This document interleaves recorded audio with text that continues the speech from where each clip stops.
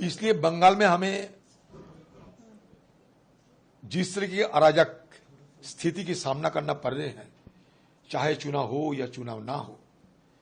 चुनाव होने की पहले बंगाल में पंचायत चुनाव हुई थी, नगरपालिका चुनाव हुई थी, हमें वोट देने का मौका नहीं मिला।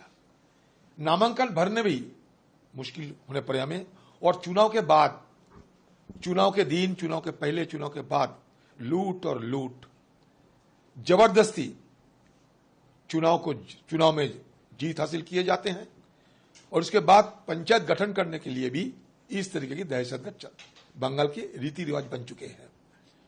और जिस दिन ये लोकसभा चुनाव हुई थी, उस समय भी, उसके पहले भी ये जो दहशतगर्द, ये बंगाल में बिल्कुल उसी तरह ही थी।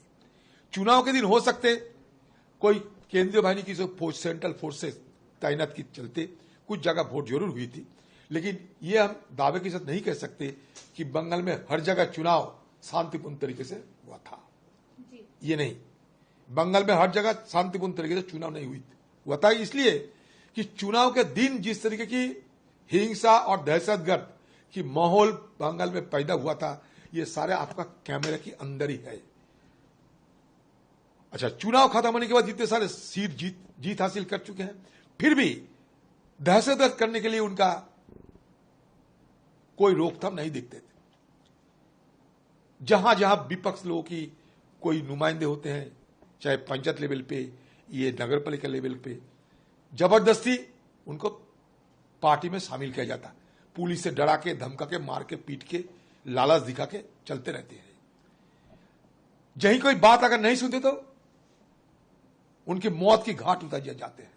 जैसे कि जलपाईगुड़ी में घटना घटी, हमारे पार्टी के वर्कर पैर में बांधकर उनको जिस तरह बेरहमी से पीटते पीटते उनको हत्या किए गए, ये सारे आपका निगाहों में है। ये बंगाल में कोने कोने में इस तरह की दहशतगर्द की तस्वीर रोजाना हमें, आपको, सबको मिलता है। तो इस हालात में मुझे लगा कि यहां आके बड़ी बड़ी तो बात करते हैं। ममता बनर्जी की दिल्ली आते ही सद्दी बन जाते हैं और बंगाल जाते आम लोगों की ऊपर दहशतगर्द करना शुरू कर देते हैं।